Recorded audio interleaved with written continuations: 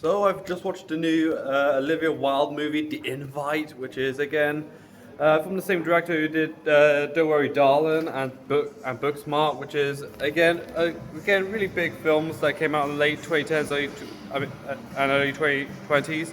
But for this movie, The Invite, it's basically set all in this one very fancy apartment in San Francisco, and it's basically a man who's basically a music professor at a school, and invites over some neighbours, and of course, all sorts of shenanigans go all completely off the rail. Like, of course, they talk about their sex lives quite a bit. They talk about their marriages. They talk about their deepest insecurities, their deepest flaws. Pretty much anything that kind of rattles them, essentially. Which is again, this is essentially what therapy is. Just anything that gets under your skin. After Don't Worry Darling pretty much crashed and burned with one too many controversies, I think this is the movie that where Olivia Wilde is pretty much saying, you know what, screw it, I'm going to go all out. Like, the movie somewhat reminds me of something like Noah Burbank or Woody Allen, particularly on the film's frank relationship with like sex and relationships and marriage, and where do you stand in the contemporary environment and the people around you, which is again a very ingenious and indicative way of looking at things. Again, I definitely did really like the writing in this movie, particularly how sharp and witty and pretty directly how frank the discussion is, particularly about all the characters' deepest flaws and insecurities. And also the music, although very sparse, and it's definitely very gorgeous and very beautiful as well. And of course, the comedy in this movie, it just left me cackling with laughter, like, for every minute or so in the movie. Like, it's definitely a movie that just makes me laugh and laugh regardless of how vulgar it can get. Like, it's essentially a pretty crude movie. Like, again, quite a lot of jokes revolving around relationship and sex. Again, very crude stuff, and of course a lot about open relationships. I've I've also just learned that this is a remake of the 2020 movie from Spain called People Upstairs, or that's what the title translates in English. Again, this movie is essentially about a mismatched couple meeting a couple that I think that are not as free as they think they are when it comes to like open relationships and sex.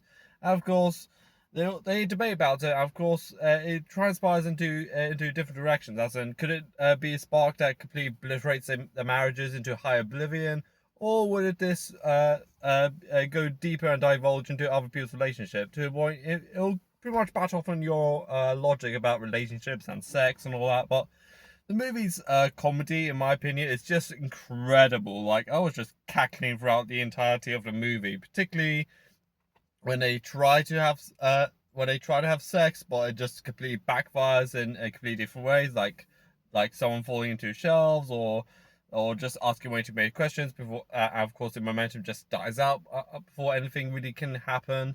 And of course, a lot of jokes about like what's the noise upstairs, and of course, and they spill the guts as in what was the noise upstairs, which again that is completely incinerated in the opening scene.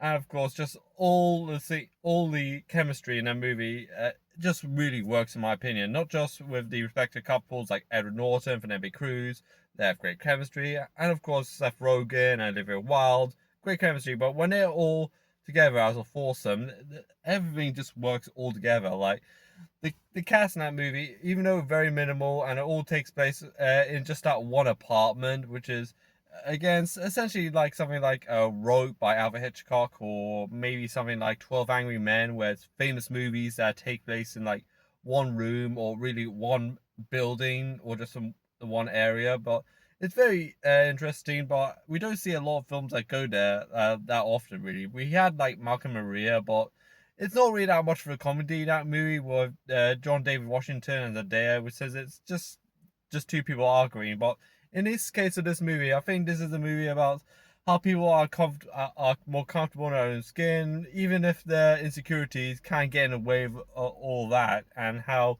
they can feel a bit uncomfortable around that subject matter or feel more comfortable in their own lane, which is again a very interesting and frank way of going around these things. So for the invite, this movie is definitely hilarious. It's definitely very energetic and very ematic as well. And of course, the drama is really well executed, really well thought out. The romance is definitely there. Of course, the humor is definitely the huge highlight. Like, I was laughing just a lot of the time throughout this movie. Like, they keep of course, when Seth Rogen and Olivia Wilde were just bickering throughout the entire first scene, particularly where they're like, "Oh, you invited a couple over," and of course, they then transpires when Penelope Cruz is like, "Oh, I don't eat meat, I don't eat cheese, I'm vegan, I'm gluten free, I'm this and that," and she just has a meltdown. I feel like it's kind of this comedy where you don't feel really bad for them, but you kind of like laugh about how they kind of screwed up in that area. So it's definitely one of those films that is definitely funny if you're really into that comedy. So for The Invite, I'm feeling an 8 or 9 out of 10 on this one. So, what do you think of The Invite? Let me know in the comments down below. Like this video, you can also subscribe to my channel. You can also follow me on Twitter, Instagram, Blue Sky, Threads, and Letterboxd, and dislike Ross. And bye.